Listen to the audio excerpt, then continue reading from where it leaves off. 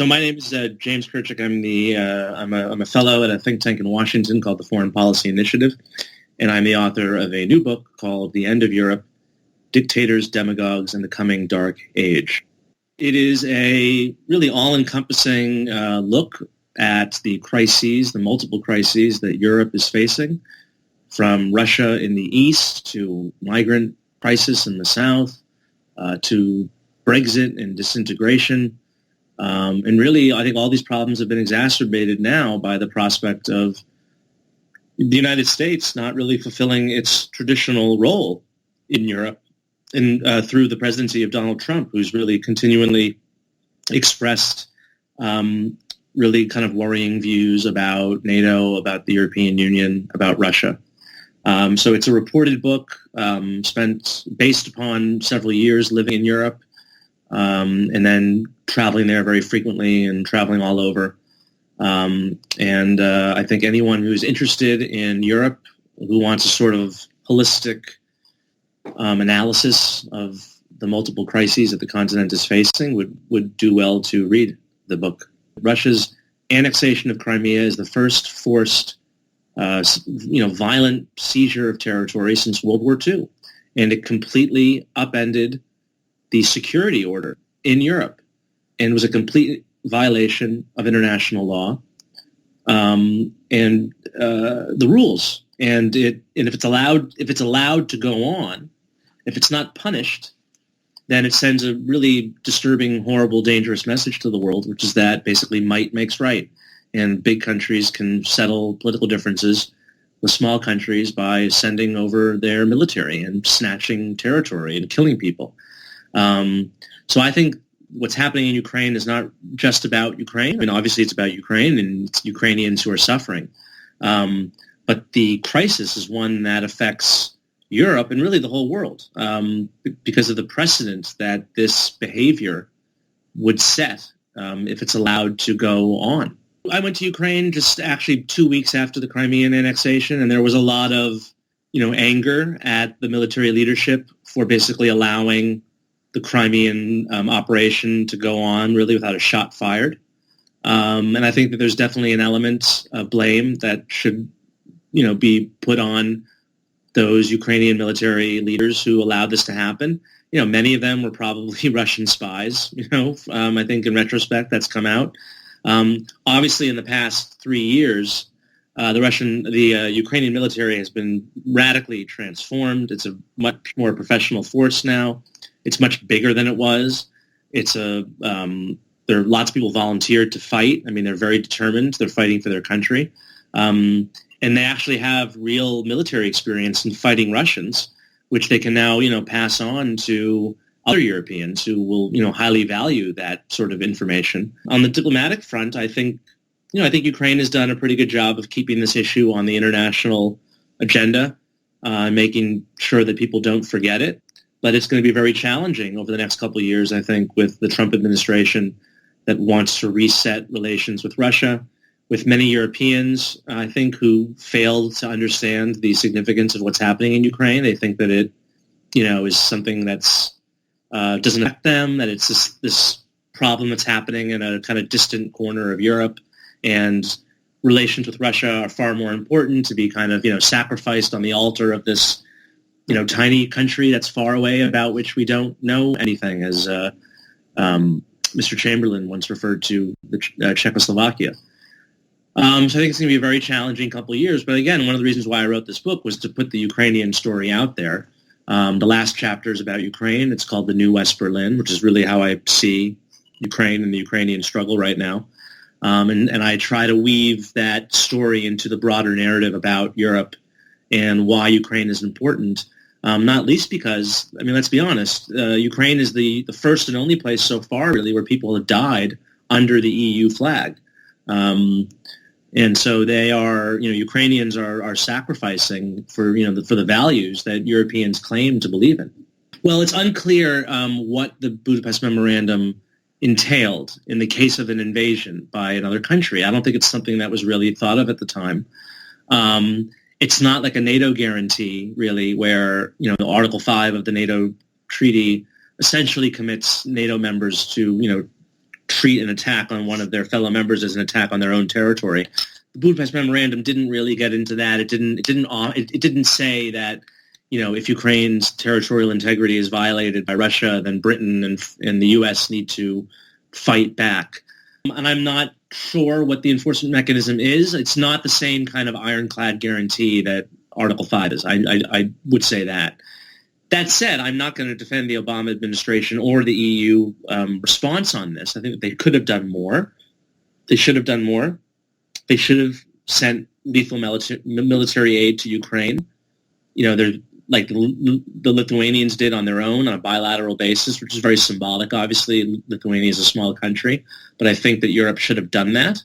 I think the sanctions could have been stronger, more, targeting more individuals and sectors of the Russian economy.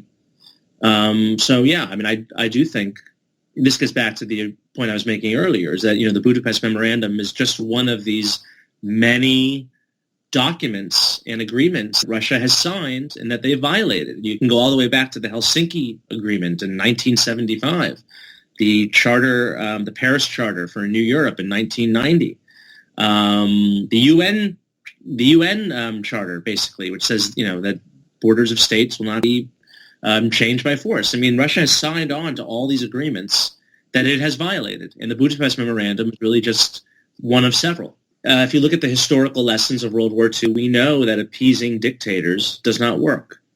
And I think that's what we need. We need to apply those lessons to Russia. I think, Hillary Clinton was right when she said that the rationale by which Vladimir Putin justified his Crimean annexation was precisely the same rationale that Adolf Hitler used in his annexation of the Czech Sudetenland, right? It was that our ethnic comrades are being oppressed, which was totally made up, okay? There was no ethnic conflict in eastern Ukraine or in the Donbass in Crimea. There was no ethnic conflict going on. It was completely invented by Russia to justify their illegal behavior. And it's true, just like Adolf Hitler did. So I think there's a lack of memory. And I also think that if Europeans and Americans, frankly, had a better memory or a better historical understanding, we wouldn't see the support for the political movements that we see currently in Europe, whether it's the National Front in France or Geert Wilders in Holland, or this new movement, the Alternative for Deutschland in Germany, whose leader just came out yesterday or today and basically saying that, Germans have learned too much about the Holocaust and we're tired of learning about the Holocaust. These are the kinds of attitudes that lead to people supporting communism or fascism, these horrible ideologies that have murdered so many people in history. It's this sort of lack of historical understanding that I fear is basically, seeding the growth of the return of these movements. I have to say some of the most impressive people I've met were the young Ukrainians who were on the Maidan, who fought for democracy, who understood the values of Europe and liberalism much better than anyone in Western Europe or America, because it's much more precious to them, because it's actually being threatened in their country, and they have to fight and risk and die for it in a way that we in the West who are comfortable don't. So yes, I do see inspiration, and I am somewhat hopeful. Despite the title of the book, I am somewhat hopeful. Well, there have been some positive developments. Certainly Donald Trump is choosing some people for his administration who are very good on the issue of Russia and have a very deep knowledge of international affairs. His new national security advisor, H.R. McMaster, I think is one of these people.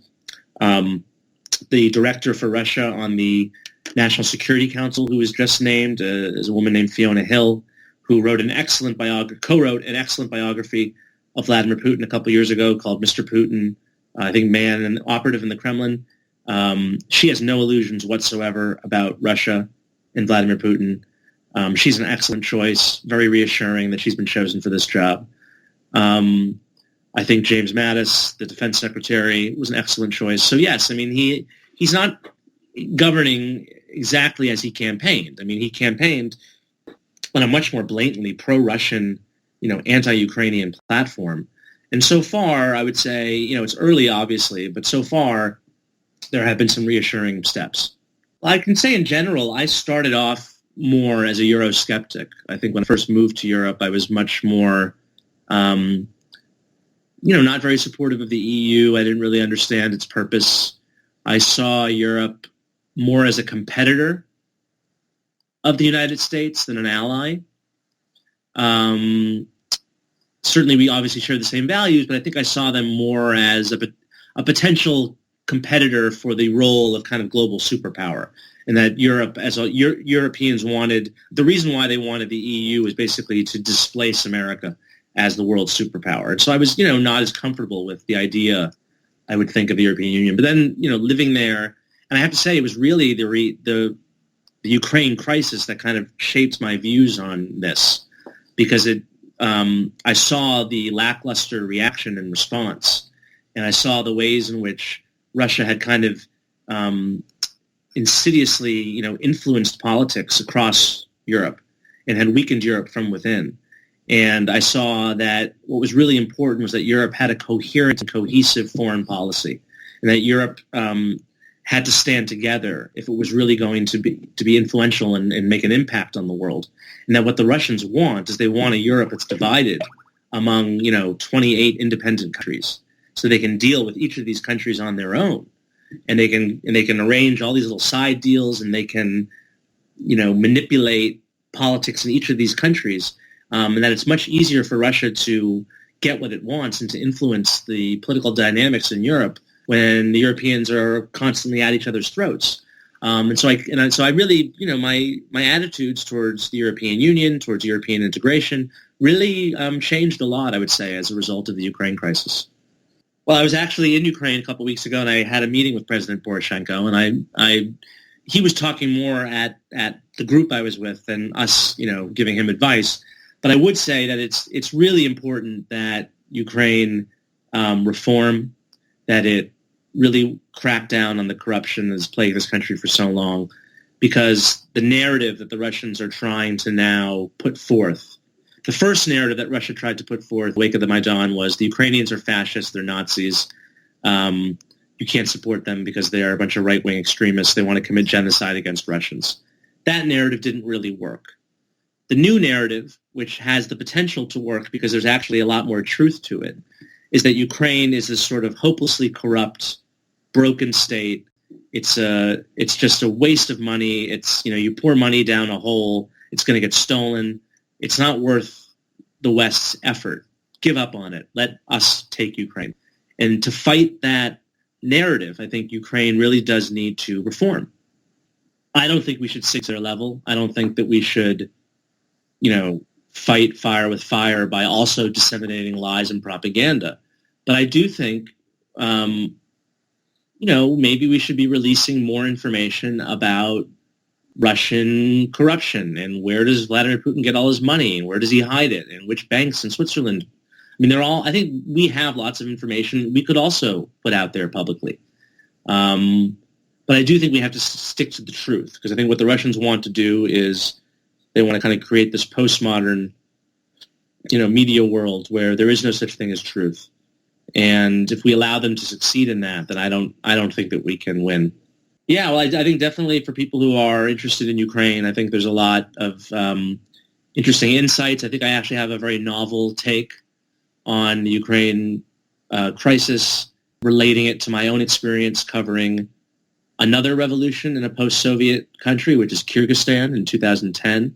There are some fascinating similarities between these two revolutions. They're only 4 years apart, in the way in which Russia perceived the revolutions in both countries. I'm not going to give it away, but I think your readers will be very interested in reading my take on that.